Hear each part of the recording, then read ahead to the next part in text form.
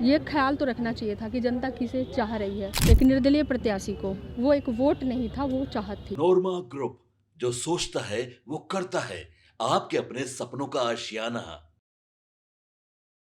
नमस्कार, आप देख रहे हैं भारत लाइव। आपको बता दें कि लगातार तेजस्वी यादव कहीं न कहीं अब छोटे पड़े जा रहे हैं। क्यों छोटे पड़ रहे हैं वो आपको बताएंगे। लेकिन हम आपको बता दें कि आज तेजस्वी यादव को सबसे बड़ा झटका लगा है। वो झटका क्या लगा है, आपको हम तस्वीर भी दिखाएंगे और खबर भी बताएंगे। पिछले कई दिनों से, कई सालों से तेजस्वी यादव के साथ रहने वाले नेता रितु जायसवाल आज बीजेपी का दामन थामते हैं। रितु जायसवाल ही नहीं, ऐसे सैकड़ों लोग आज बीजेपी का दामन थामते हैं और दामन थामते ही तेजस्वी यादव के ऊपर बड़ा आरोप लगाते हैं। लगातार हम आपको वो तस्वीर भी आज हम दिखाएंगे और अभी तस्वीर भी आप देखिएगा, आप खुद समझ जाइएगा कि लगातार साथ रहने वाले अब तेजस्वी यादव के साथ बागी क्यों हो रहे हैं। क्योंकि तेजस्वी यादव कभी चुनाव में हारते हैं तो कभी सीट को लेकर के होती है, कभी टिकट को लेकर के होती है। वहीं आपको बता दें कि रितु जायसवाल जब बीजेपी के सदस्यता ले रही थी, उससे पहले मीडिया के सवालों के जवाब देते हुए क्या कुछ कर रहे हैं, पहले उनको बातों को सुनिए। अपने निर्दलीय भी चुनाव लड़ी। निर्दलीय चुनाव जब मैं लड़ी, जो जनता की आवाज़ थी वो मेरी बगावत नहीं थी, वो परिहार की जनता की बगावत थी। निर्दलीय चुनाव लड़ने का जो निर्णय था वो परिहार की जनता की बगावत थी। और अगर वो परिहार की जनता की बगावत ना होती तो लगभग 66,000 वोट वो निर्दलीय प्रत्याशी को, और पार्टी चली गई तीसरे नंबर पे। तो ये ख्याल तो रखना चाहिए था कि जनता किसे चाह रही है। बात सिर्फ टिकट की नहीं होती है, बात उन भावनाओं की होती है कि किसकी चाहत किसके दिल में है। अगर मैं गलत हूँ तो मेरे जो वोट हैं, जो लोगों ने मुझे दिए बिना किसी सिंबल के, एक निर्दलीय प्रत्याशी को, वो एक वोट नहीं था, वो चाहत थी। और कभी भी किसी की चाहत को नहीं कुचलना चाहिए। It's not about the matter of my ticket, it's about the matter of all over the, जो परिहार की जनता थी उन सब का ये मसला था। उन्हें ये लगता था कि जो सुख दुख में मेरे साथ रहा और एकदम से, तो ये एक अलग चीज़ है। रही बात भाजपा में ज्वाइन करने की, तो जब मैं निर्दलीय रही तो मैंने ये पाया कि तब मैं सबको देख रही थी, यानी कि जो पक्ष वाले थे और जो विपक्ष वाले थे, क्योंकि मुझे जो वोट पड़े वो तकरीबन 35,000, अगर मैं ये कह सकती हूँ कि पहली बार ऐसा हुआ कि अगर 35,000 वोट टोपी के रहे होंगे तो 35,000 के करीब वोट टीका के रहे होंगे। यानी टोपी और टीका एक होकर के, यानी कि हिंदू मुस्लिम सारे धर्म समाज जाति पाति का सारा भेद मिट चुका था परिहार के चुनाव में, और वहाँ पे जनता एक होकर के उस चुनाव को लड़ रही थी।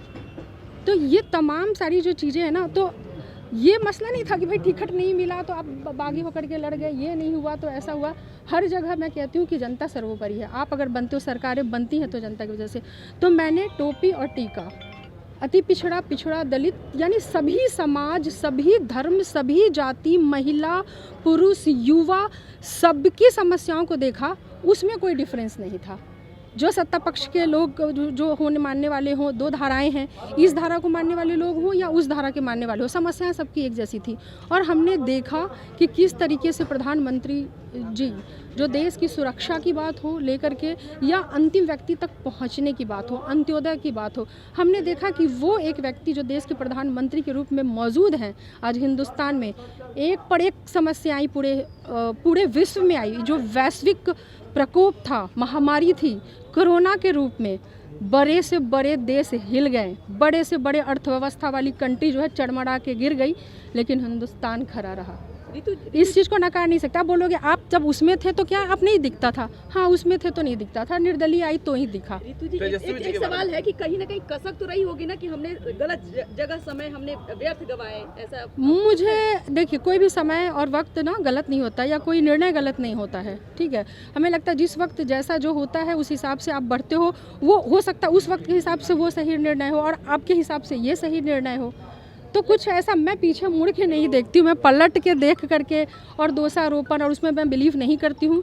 मैं प्रधानमंत्री जी की तरह, देश के प्रधानमंत्री मोदी जी की तरह, मेरा संकल्प सिर्फ इतना है कि मैं लोगों के लिए जिस तरह से उनकी योजनाएं अंतिम व्यक्ति तक पहुंचती, मैं एक जरिया हूँ। मैं मुखिया रही हूँ और मैं के बारे में क्या कहा था कि मैं लालू जी की विचारधारा से प्रेरित हूँ और आप आज भाजपा में शामिल हो रही हैं। दोनों अलग अलग विचारधारा है, क्या कहेंगे? लालू जी क्या नहीं चाहते थे कि अंतिम व्यक्ति तक योजनाएं पहुँचें? चाहते रहे होंगे, मोदी जी भी वही चाहते हैं। ठीक है, सारी देखने की बात है। मैं ये कहती हूँ जिस तरह से चीज़ों को किया जाता है, क्या मुझे एक बात बताओ, मुझे एक मुस्लिम यहाँ पे खड़ा कर दो जो ये कहे कि मेरा नाम राशन कार्ड से इसलिए काट दिया गया कि मैं मुस्लिम हूँ, मेरा नाम आवास योजना में से इसलिए काट दिया गया कि मैं मुस्लिम हूँ, मेरे घर में शौचालय इसलिए नहीं बना कि मैं मुस्लिम हूँ, मुझे 1100 रुपये जो बढ़ा के किए गए वो राशि मुझे नहीं दी गई, बाकियों को दी गई क्योंकि मैं मुस्लिम। ऐसा तो नहीं है। तो ये चीज़ें ना सब लोग समाज के हित की ही सोचते हैं। मैं ये देख रही हूँ कि जितनी मजबूत परिस्थितियों में प्रधानमंत्री जी ने बचा के रखा, बहुत सारी बातें करते हैं। आप लोग पेट्रोल की बात करोगे, डीजल की बात करोगे, ये एक जो वैश्विक स्तर पे जो स्थिति उत्पन्न हुई है आर्थिक संकट की, अंतर्राष्ट्रीय बाजार तय करता है मूल्य को, उसकी कीमतें वहाँ तय होती हैं और इफेक्ट पड़ता है क्योंकि जो वैश्विक आर्थिक संकट है उसमें हमें देखना होगा कि आज हिंदुस्तान और प्रधानमंत्री जी खड़े हैं कि नहीं खड़े हैं। ठीक है, तेजस्वी जी के बारे में क्या कहेंगे? तेजस्वी जी का नेतृत्व कमजोर हो रहा है, राजद का नेतृत्व कमजोर हो रहा है। हाँ, उन्हें ध्यान देने की जरूरत है। वो चाहे तो बहुत बेहतर पा सकते हैं, पर उसके लिए तो आपने सुना, रितु जायसवाल ने साफ तौर पे कहा कि जब हम चुनाव लड़े थे तब 10 लाख से ऊपर वोट आया था, लेकिन इन लोग में एक ही कमी है कि वो जनता के साथ में नहीं है। वहीं हम आपको बता दें कि जब बीजेपी ज्वाइन कर रही थी तो दिलीप जायसवाल के साथ और प्रदेश अध्यक्ष दोनों मौजूद थे और लगातार हम आपको बता रहे हैं कि अब तेजस्वी यादव क्या करेंगे। जिस तरह से तेजस्वी यादव को लगातार झटके पे झटका लग रहा है, क्या अब तेजस्वी यादव क्या करेंगे? एक तरफ तेजस्वी यादव पूरे परिवार दिल्ली घूम रहे हैं और इधर तेजस्वी यादव को बड़ा झटका लग रहा है। देखना दिलचस्प होगा आगे भी कि क्या होता है। राजनीति का तौड़ है, राजनीति में तो कुछ भी हो सकता है, उलट पुलट। तो चलिए, इसी तरह के तमाम खबर के लिए आप देखते रहें भारत लाइव। धन्यवाद। आपके सपनों को हमने सजाया है, ई होम्स पैनोरमा को हमने बनाया है। ई होम्स मेरा एक सपना था जिसपे मैं पिछले 4 साल से काम कर रहा था। हमने जो बनाया है वो सबने है माना। ई होम्स पैनोरमा में हो आपका भी आशियाना। और फाइनली हमने 2021 में इस प्रोजेक्ट को लॉन्च किया। बहुत लोग अप्रिशिएट कर रहे हैं कि पूर्णिया जैसे शहर में, बिहार के, एक तो बिहार की बात करें उसमें भी पूर्णिया जैसे छोटे जगह में इस तरह का लाइफस्टाइल देना, ये सुन के हम लोगों को बहुत अच्छा लगता है। ई होम्स में हमने कुछ और भी किया है, जैसे हम जिस जगह में रह रहे हैं हमारे फैमिली सिक्योर हो, उनको सिक्योरिटी का ध्यान में रखा है। आपकी सुविधा और सुरक्षा आपके लिए खास है, ये आपका विश्वास है। इसमें आर्टिफिशियल इंटेलिजेंस का 7 लेयर सिक्योरिटी का हमने इस्तेमाल किया है। लस ग्रीन कैंपस को बनाया है। यदि हमारा बाउंड्री वाल है तो वो वर्टिकल गार्डन है। ये जितनी भी फैसिलिटी होता है एक इंटरनेशनल टाउनशिप में ई होम्स है, ये हम लोग विश्वास नहीं कर पा रहे हैं। जो भी हमारे मित्र दोस्त या जो भी हमारे बाहर के बाहर आते हैं तो हम लोगों को बहुत अच्छा सुनने को मिलता है और बहुत अच्छा क्रेडिट मिल रहा है। वो सारा हमने सिर्फ एक बिल्डिंग नहीं बनाया, हमें एक बहुत अच्छा लाइफस्टाइल दिया ई होम्स में, और मेरा एक सपना था जिसको मैं आज फुलफिल होते हुए देख रहा हूँ। ये आपका आवास है। ई होम्स पैनोरमा में अब आपका निवास है। E homes panorama, luxurious lifestyle redefined. Panorama group, जो सोचता है वो करता है। अगर ये वीडियो पसंद आई और वह बिहार के राजनीति और बिहारियत से सरोकार रखेनी तो सब्सक्राइब बटन दबा के चैनल के सब्सक्राइब कर ली। ओजे एगो घंटी बा, ओकरा बटन दबा देला से कुल सटीक और मारक खबर रुआ मुफ्त में मिल जाई।